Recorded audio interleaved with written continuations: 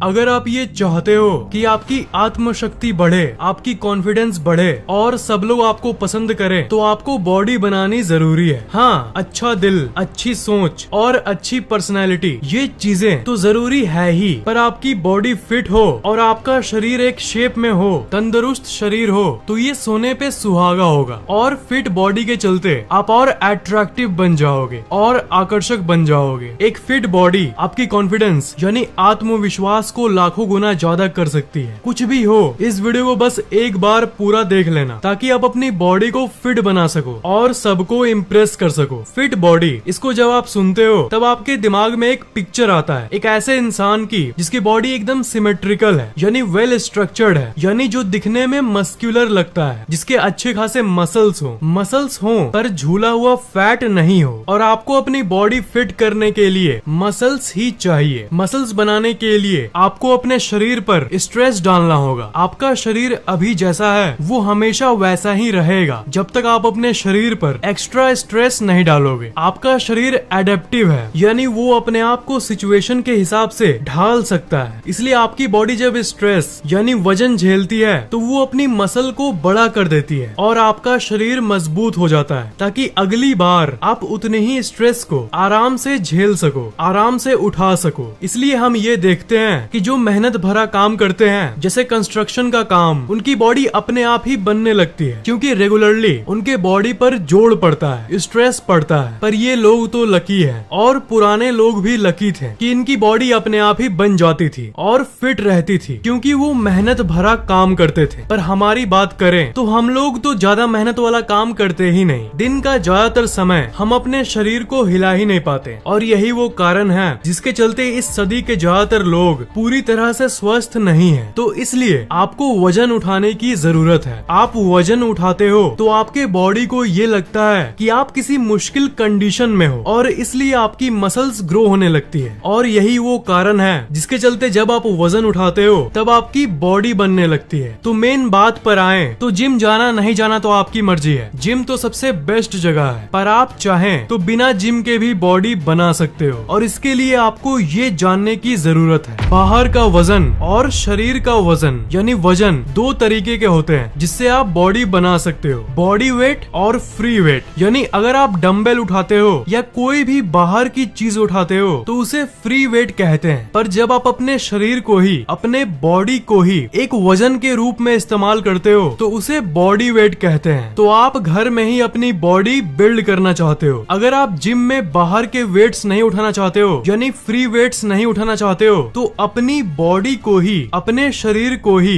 As a wait यानी वजन की तरह इस्तेमाल करना शुरू कर दो। मतलब आप घर पर ही कंसिस्टेंटली पुशअप्स और पुलअप्स भी करोगे ना तो आपकी मसल बढ़नी शुरू हो जाएगी। पर बॉडी वेट की यही एक बात है कि ये आपके शरीर के सारे मसल्स पर प्रभाव नहीं डालती, लेकिन जिम में जो इक्विपमेंट्स होते हैं वो लगभग सारे मसल्स को टारगेट करती है। मसल्स कैसे बिल्ड होता है ये तो आपने जान लिया, जो कि है किसी भी तरह का वेट का सामना करके, जैसे बारबेल या डंबल या फिर आपके बॉडी का ही वजन हो। पर क्या आपको पता है कि जब आप वजन उठा रहे होते हो तब आपकी मसल्स नहीं बनती है, वो तब बनती है जब आप सो रहे होते हो। बहुत लोग ये सोचते हैं कि वो जब जिम में बड़े बड़े बारबेल्स उठा रहे होते हैं या घर में ही पुशअप्स कर रहे होते हैं तब उनकी मसल बन रही होती है, पर असल में मसल बिल्डिंग का प्रोसेस ये होता है, जब आप वजन उठा रहे होते हो तब आपके मसल्स में माइक्रो टीयर्स आ जाते हैं, वो बहुत छोटे लेवल पर क्रैक होने लगते हैं। तो मान लो आपने 20 मिनट तक वजन उठाया तो उतनी देर में आपके मसल में बहुत सारे छोटे छोटे क्रैक्स आ जाते हैं। तब जब आप घर पर जाके रेस्ट करते हो और खाना खाते हो तब उस समय आपकी मसल्स बनती है, मतलब आराम के समय आपकी क्रैक्ड मसल्स रिपेयर होती है, वो वापस जुड़ने लगती है और पहले से भी ज्यादा बड़ी हो जाती है, ताकि अगली बार आप उतने ही वजन को आराम से झेल सको। इसका मतलब सिर्फ वजन उठाने से या 100 बार पुशअप्स करने से कुछ नहीं होगा, रेस्ट और न्यूट्रिशन भी उतनी ही जरूरी है। बहुत लोग पुशअप्स और पुलअप्स घर में करते हैं पर उनके बाइसेप्स बड़े नहीं होते। इसका रीजन यही है कि वो प्रॉपर रेस्ट नहीं लेते हैं। मेरे इस वीडियो का मकसद भी यही है। वीडियो की शुरू की जानकारी को तो सुन के आप ये बोल रहे होगे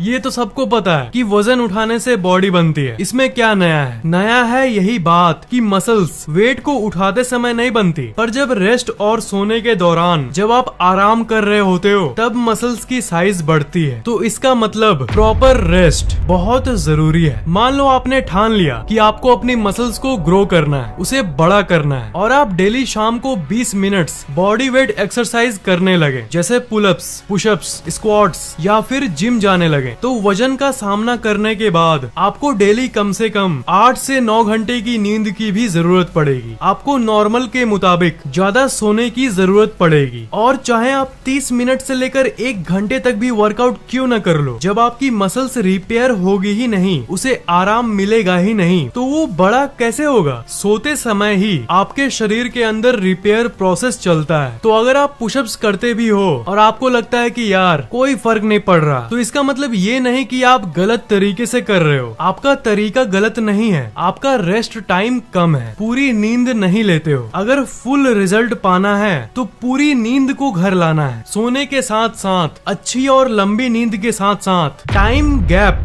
भी उतनी ही जरूरी है। मसल बिल्ड करना है, इस ख्याल के साथ कई लोग रोज बॉडी वेट वर्कआउट करते हैं, रोज शाम 20 मिनट करने लग जाते हैं। वो रोज 20 मिनट वर्कआउट करते हैं और लंबी नींद भी लेते हैं, पर फिर भी उनकी बॉडी नहीं बन पाती। इसका कारण है वर्कआउट के बीच का गैप। आपके मसल्स को रिपेयर होने के लिए समय लगता है, और बहुत सारे रिसर्चेस का ये कंक्लूजन निकला है कि आपको अगली वर्कआउट के पहले कम से कम 48 घंटे का गैप रखना चाहिए। मतलब अगर आप आज शाम 5 बजे वर्कआउट करो तो आपको कल नहीं बल्कि परसों फिर 5 बजे वर्कआउट करना चाहिए। मतलब 1 दिन का गैप होना चाहिए ताकि आपकी बॉडी को रेस्ट मिले। मतलब एग्रेसिव होने से काम नहीं चलेगा। मैं डेली वर्कआउट करूंगा, डेली 100 बार पुशअप्स करूंगा, और डेली आप 20 मिनट करोगे तो आपके मसल्स को रिपेयर होने का टाइम कहाँ मिलेगा कि वो बढ़ पाए? उसे कम से कम 1 दिन का रेस्ट दो। अगर आप सोर फील कर रहे हो, यानी अगर आपको 1 दिन के गैप के बाद दूसरे दिन भी ऐसा लग रहा है कि आपका शरीर अभी तैयार नहीं है वजन उठाने के लिए, मसल्स में पेन हो रहा है, दर्द हो रहा है, तो आप और 1 दिन रुक सकते हो, 2 दिन का गैप रख सकते हो, क्योंकि ये दर्द, ये सोरनेस इस बात का संकेत है कि आपकी मसल्स रिपेयर हो रही है। मतलब अगर पुशअप्स और पुलअप्स करने के बाद अगर दर्द हो तब घबराना मत। इसे DOMS, delayed onset muscle soreness कहते हैं, और ये बहुत ही कॉमन यानी सामान्य सी चीज है और सबको होती है जब तक वो इंसान हल्क ना हो। मतलब 1 दिन का गैप रखो, 2 दिन का गैप रखो, ये फैक्ट्स मत सुनो बल्कि अपने शरीर की बात सुनो। हाँ, अगर 1 दिन के गैप के बाद ही आपका दर्द ठीक हो जा रहा है और आपको लगे कि आप रेडी हो फिर से, तो फिर कर लेना वर्कआउट। इसमें क्या है, रेस्ट और नींद आप अच्छी खासी ले लोगे। वर्कआउट के बीच में इस टाइम गैप का भी ख्याल रख लोगे, पर खाना यानी न्यूट्रिशन भी उतनी ही जरूरी है। अगर आपको मसल्स बिल्ड करना है तब आपको ज्यादा कैलोरीज यानी ज्यादा खाने की जरूरत है। मतलब क्योंकि आप वजन उठा रहे हो इसलिए आपका एनर्जी खर्च हो रहा है, इसलिए जितना वजन उठाते समय आपने ऊर्जा खर्च किया है उसकी भरपाई के लिए आपको ज्यादा खाना भी होगा। अगर आप अच्छी खासी रेस्ट लोगे, ठीक से सोओगे भी और टाइम गैप का भी ध्यान दोगे, पर अगर आप खाना ज्यादा नहीं खाओगे तो मसल्स कहाँ से बनेगा? तो आप जितना हो सके उतना खाओ, स्पेशली प्रोटीन।